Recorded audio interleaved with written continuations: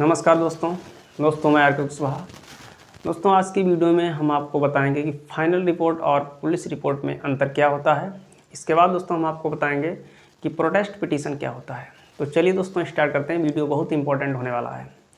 दोस्तों आपको बता दें कि पुलिस रिपोर्ट और फाइनल रिपोर्ट के बारे में जो पुराना कानून था उसमें CRPC की धारा 173 में बताया गया, ठीक।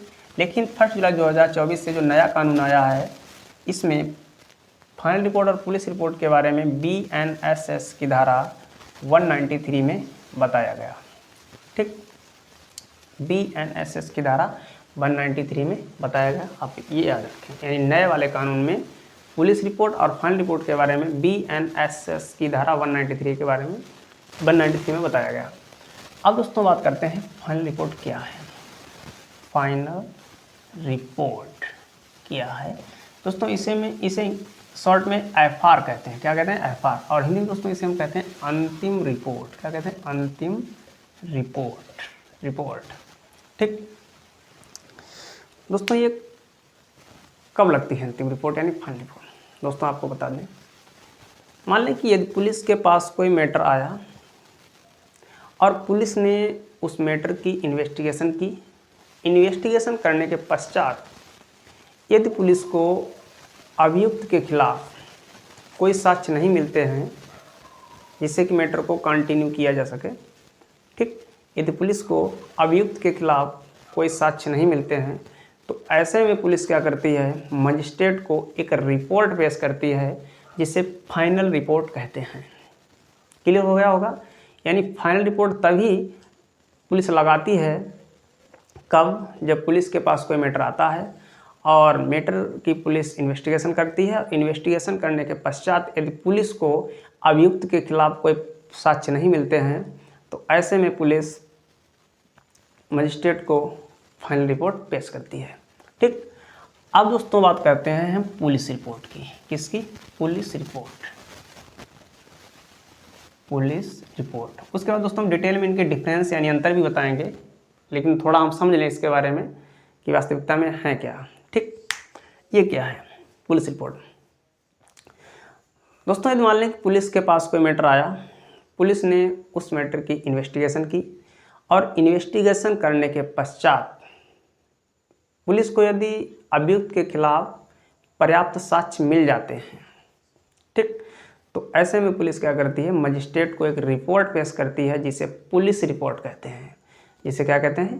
पुलिस रिपोर्ट कहते हैं। यानी ये क्लियर हो गया होगा, क्वेश्चन एग्जाम में आ सकता है, ठीक, कि भाई पुलिस रिपोर्ट कब पेश की जाती है। तो बताना पड़ेगा कि जब कोई पुलिस के पास मैटर आता है, अगर पुलिस को उस मैटर की इन्वेस्टिगेशन करने के पश्चात अभियुक्त के खिलाफ पर्याप्त साक्ष्य मिल जाते हैं तो पुलिस मजिस्ट्रेट को पुलिस रिपोर्ट पेश करती है। अब दोस्तों बात करते हैं प्रोटेस्ट पिटीशन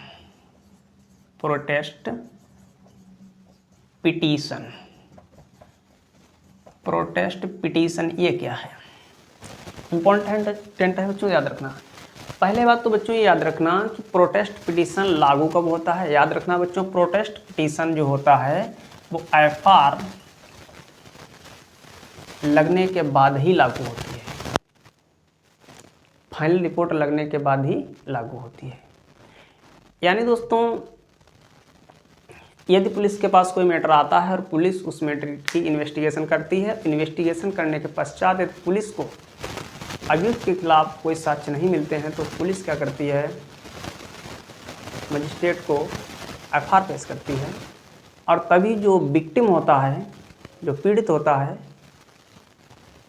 वो देखता है कि भाई मेरे राइट्स का वायलेशन हुआ है। तो विक्टिम जो होता है वो भागता हुआ मजिस्ट्रेट के पास जाता है और कहता है सर मेरे राइट्स का वायलेशन हुआ है, नहीं, मेरे साथ अन्याय हुआ है।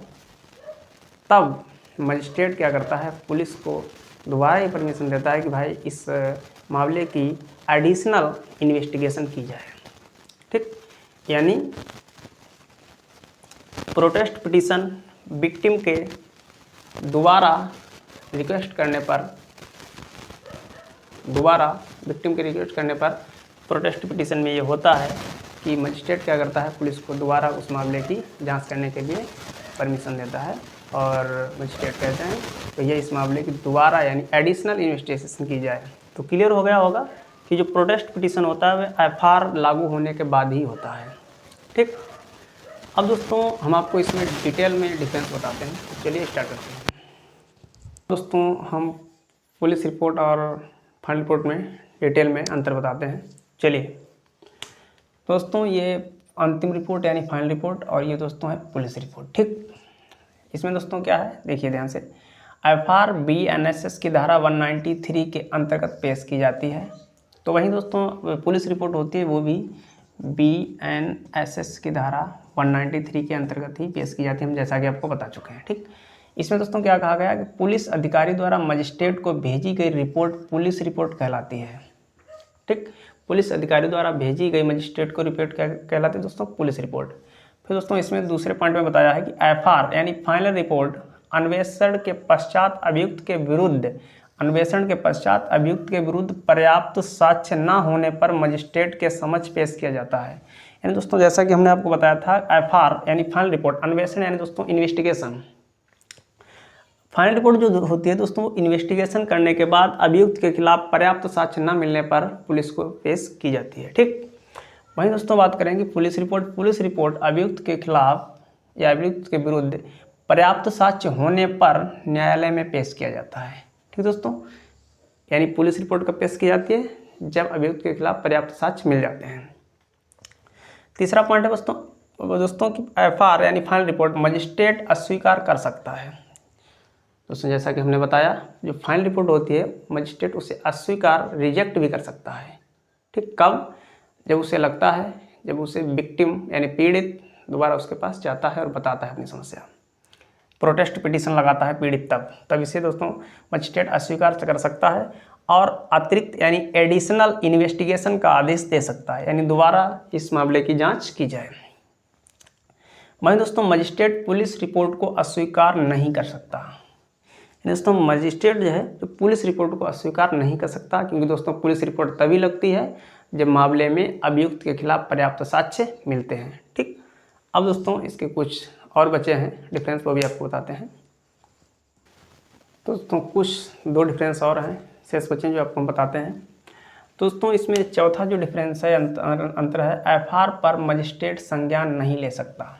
सही बात है दोस्तों, जो फाइनल रिपोर्ट होती है, पुलिस जो फाइनल रिपोर्ट देती है मजिस्ट्रेट को, वो मजिस्ट्रेट उस पर संज्ञान नहीं ले सकता है। संज्ञान लेता है कब, जब प्रोटेस्ट पिटीशन लगाया जाए विक्टिम के द्वारा, तब, वैसे नहीं। तो एफआर पर मजिस्ट्रेट संज्ञान नहीं ले सकता है। इसमें दोस्तों क्या है, आरोप पत्र पेश करने पर अभियुक्त को सुनवाई का अधिकार आदेशिका जारी करने के पश्चात उत्पन्न होता है। यानी आरोप पत्र पेश करने पर अभियुक्त को सुनवाई का अधिकार जो है वो आदेशिका जारी करने के पश्चात ही उत्पन्न होता है।